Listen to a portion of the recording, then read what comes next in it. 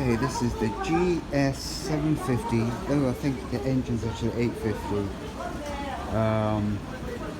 2023 model. Brand spanking new when I took it.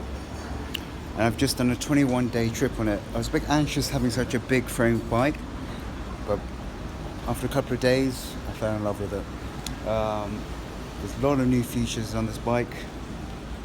When I first rode one in 2005, 18 years ago. So I'm just gonna run through them. Now, all these bikes are keyless now, like cars. You just have to have it on your body. So as long as it's on me, this will work. On button.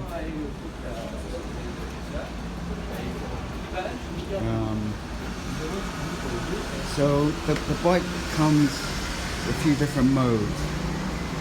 If you look here, this is on rain mode because I just finished riding in the rain. You flip it to road mode. There we go. Road,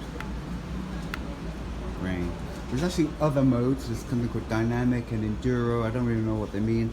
I asked the company here at Hertz Ride to take away those modes to make it less complicated for me. There's a whole bunch of other features I never really got to use, but the standard ones, as you know, is like the heater for the handles. That's the mode button to change from rain to road. And here we have, you can change the suspension as you go along, or during the day, where you can have it harder, softer. Basically, if you've got a pillion, you can make it harder, so it rides a bit more, or you can ride a bit higher if you just by yourself and still want put on the two-person mode. This is all standard stuff.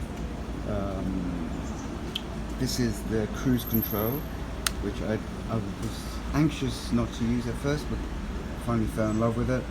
So you click it on here, and whatever speed you're going, you press it down, and then it locks it in to whatever cruise speed. So if it falls below, it stays at that lower level. But obviously you can rev it up and go above the cruise speed, and then you can reset it as well and press it down again. Or you can go up or down 1 km per hour each time as well.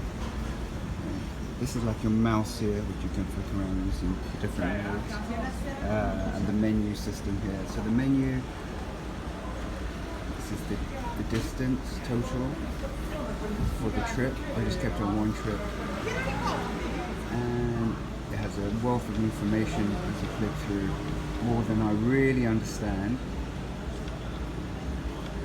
The main one is this one. How much petrol you have left. An estimated kilometers left, not always accurate, but in volume. Then we're back to distance. Yeah, it's called a 750, but the engine in my one here is actually an 850. I'm not sure why, maybe some issues.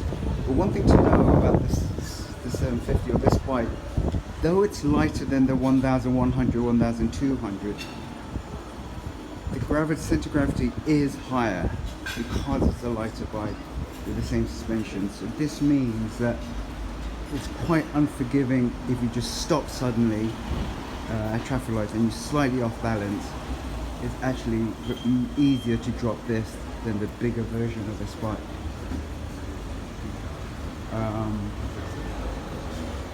And I think one thing to know is also that it's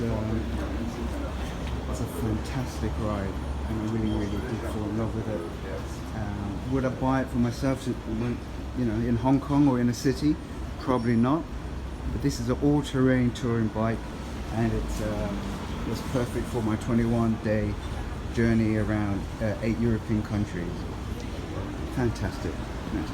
Really sad to say goodbye to it, but there you have it.